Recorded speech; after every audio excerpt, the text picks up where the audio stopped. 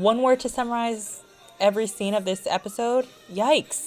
Welcome back to my channel. I'm Steph. I do reactions to and reviews of queer TV shows and movies. So if that's something you would be interested in, consider subscribing. I've been watching Euphoria for the past few weeks. If you haven't caught my reaction to the first 3 episodes, please make sure to go catch those. I'm going to react to the 4th episode today, and I am really excited, so I'm not gonna babble on too much. Let's just get into it.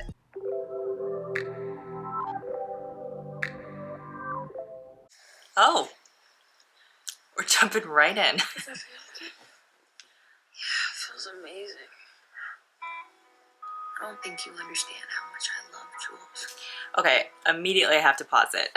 Obviously, I've always found it a little bit weird to just be watching actors playing teenagers have sex. Watch a TikTok, sex among high school students is never really necessary. Conversation around sex to watch this scene. Now I'm looking at it through that lens. I'm curious to know what you all think, but I kind of think I agree. Conversations around safe sex and all of that stuff. Okay. You're going real experimental with this. What's going on? All right, Sam. For some Frida vibes, I get it, but I'd like to lean into the weeds called me. what the f? Yeah, I'm glad they talked about this because, yeah, the lack of consent was not it. It's a Brokeback Mountain moment. I could never hit the open I wish I knew how to quit you. I wonder if they both actually think that. I wonder if they both actually want to know how to quit each other. Maybe they should. Or maybe they're not toxic. Maybe they can work through it. I don't know. I have to think more about what we're trying to say with this whole montage. Like, she went through all of those experiences through this one orgasm. Yeah, that's definitely not right. I'm so fucking high. Don't tell anyone, but you might as well be going down. This is so sad for Joel. Please, God, don't ever let Jules find out what I'm about to do. You're about to fake it. I'm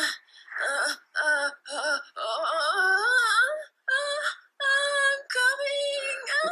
I don't know if I'm convinced. You're just faking orgasm. Yeah, Jules is super intuitive. No. You're crazy. How was... Not her gaslighting her. There's no way she makes the sounds I heard when she actually orgasms. Yeah. It was like, Oh gosh. I'm coming. It was a little gremlin-y, wasn't it? Alright, Oh, there's some sexual tension here. That's best case scenario. This could either be really messy and chaotic, right? If Rue finds out and is really upset, or they can make the most of it and be a poly situation. This is what a true love triangle is, right? Most situations when we talk about a love triangle, it's not actually a love triangle, because a love triangle is all arrows, all directions are pointed to each other. Everyone in a love triangle should be attracted to each other. It has to be queer to be an actual love triangle. I feel like that's actually a weirdly controversial opinion and people are going to come for me in the comments, but I truly think a love triangle has to be queer. Anyway, I obviously don't think that's where this is going to go, but I do think they're going to hook up. Like maybe right now. I'm assuming her and Rue are exclusive and this is cheating. I will say my predictions rarely come true, so I'm a little bit happy that I predicted this. Everyone in the comments is like, yeah, people that don't even watch the show would have predicted that. Oh, Rue's outside. Ooh, morally ambiguous characters. Seem very much in hope. Yeah, this is very much in line with the fantasy that he has for his future. I think he really, unfortunately, doesn't care which girl it is, as long as it is a straight cis girl that won't threaten his definition of masculinity, his toxic definition of masculinity, of course. You know what you don't realize, Nate? Ooh, tell him off, Cassie. Is I don't care what happens to me. I don't care how angry Maddie gets. You two shouldn't be together, you're toxic. How would you know? Because she's my best friend and I'm in a relationship with you. Oh. She's not good for you. You're not Their good for her, and I will relationship? do everything I can to prevent it. Good. Maddie, that's literally fucking insane. Maddie, Cassie, This is what said- Wow, he's so Maddie, used we're to talking about gaslighting how her. Fucking crazy, He's so Maddie used to- is, which you can't seem to fucking comprehend. Gaslighting Maddie. Understanding is I am crazier. That's not Ooh, something to be Cassie. fucking proud of, Cassie. No, but it is something you should be scared of. I like this side of you, Cassie. You can't Yes. fucking- what the fuck is wrong with you? Okay. I'm liking. I think she is having a mental breakdown, but I like that she is making Nate feel this Cassie, way. stop. I love you. Boo. Tomato. You're making me feel like I'm going crazy. I'm actually fucking crazy. Okay. Okay, y'all know that I am Lexi fan 92, but we have to acknowledge the fact that this is messed up, that she's creating a play where a fictionalized version of Cassie is a main character, if not the main character, alongside Lexi, and she hasn't told her or asked her. And it's going to become so apparent that this is about Cassie when this play is actually performed. Ugh. Messy, really the messiest season thus far of the two. The king of all kings. The big swinging dick. Mr. Big Balls. Huh? You gotta get some help. I think I'm gonna go for a drive. Cal's about to die. We could work something out here. That's all I'm saying. Maybe. Not on camera though, please. See, I like that there's a lot of these shots with the camera above. Am I making too much of this? But there's so many shots of the camera above the characters, not because we're meant to think more of ourselves than them, but if it was at eye level, it would make us see their perspective, literally, right?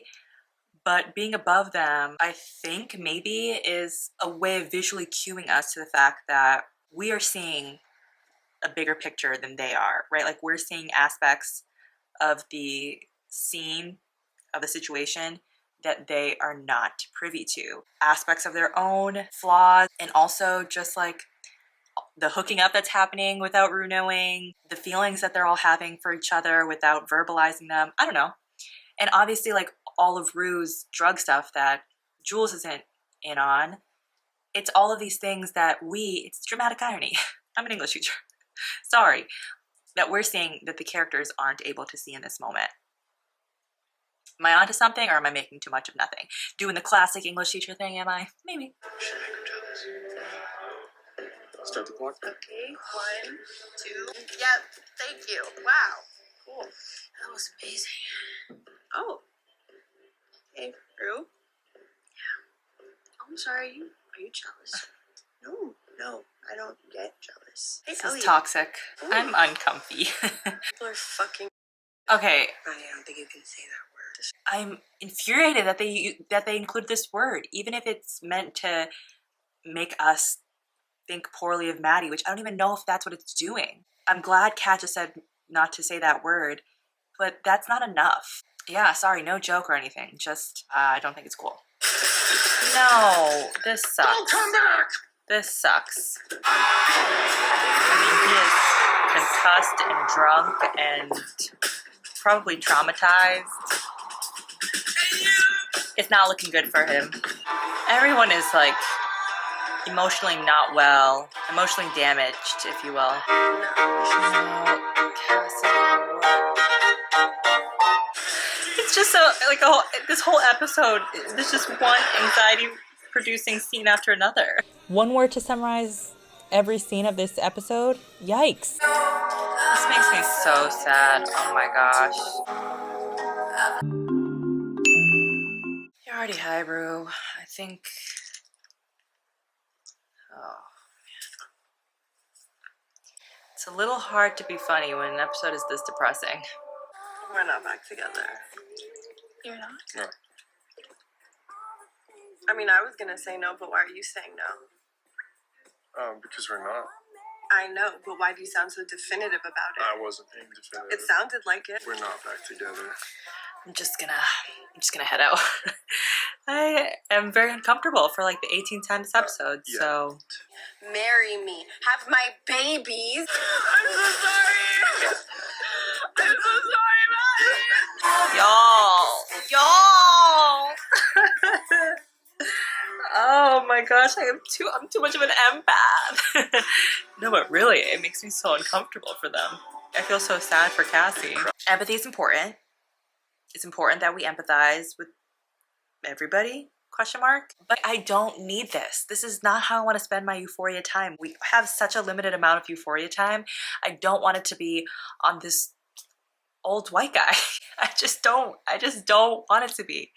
This old white guy who sexually assaults minors.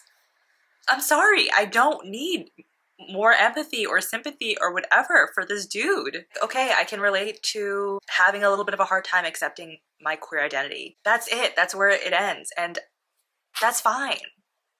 I'm coming off a little defensive because in the after show of Euphoria or whatever, Sam talked about how Cal has always had this backstory, but it speaks more to our lack of imagination that we weren't able to empathize with him. That's rude. He does objectively bad things. And so I can understand that he has a backstory and still think he's a bad person. I've said enough. I'm just annoyed. I just was annoyed by that. And I just am more so annoyed because we could be watching characters that I actually care about. I have not seen enough Lexi this episode. But instead we're spending on this rapist who wouldn't know consent if it drunk drove right into him. And sorry to talk about Sam. I have much love for him in my heart. Rue's not sober. She hasn't been since I met her. She's been doing everything from heroin to fentanyl to benzos. And I know that because I've been doing it with her. I'm so sorry. Ugh, I could cry. Because I'm not a good person. That's not true. I'm always with you. So much. I'm so mad at Sam this episode. That is the most depressing shot. Ugh. Not Cal again, please. The first episode started with him. We have so much of him this episode. I mean, he's clearly very, very concussed. I'm not laughing, Cal. No, he is not. Somebody come get this man. Somebody come get this man. Marsha, get your man. I can't. I cannot. 100% me. You about to come You're out, scaring Cal? me now. You know why? Because I'm a man. I'm an animal. I'm a motherfucking Rottweiler. Okay, Cal. You know how many men I've fucked? What? I had sex with a man for the first time when you were in your mom's belly. That, like, what the fuck is wrong with you? What the fuck are you? If I said tonight that I went to the strip club and I picked up a real grade A piece of ass and I fucked the shit out of her in my truck, you wouldn't be 1/10 as appalled as you are right now. You wouldn't be standing here saying, Dad, what are you talking about? Fuck you. Fuck you. I mean, he has a little bit of a point there, You're for a bunch sure. of fucking hypocrites. I'm a man. I'll fuck whoever I want, whenever I want. Well, that's not exactly right, I'll but fuck men. I'll fuck women. I'll fuck transsexuals. no one says and that I'll word have a anymore. mighty- I eat what I kill. That's awful. Sexist, chaser, pig, fucking creep, and I love it. Oh man, this is brutal. Ah, the fact that I'm gonna have to rewatch all of this in the editing process, not making me feel too good Let's right be now. honest. I mean, we all have secrets. Don't talk to me about secrets. Watching 8 people come on one person's face? Jesus fucking Christ, man. I got problems, you got problems. Nathaniel? It's time for your his fucking part of the life's a roast. secret. Mystery. Who knows about you? I am your father. Go in, Cal. I This know I want to nothing see. The about you. roast of Nate Jacobs. That's not true. I know that you're angry. I'm so sorry I fucked you up with my double life. The reason I have a problem is this family. That's why.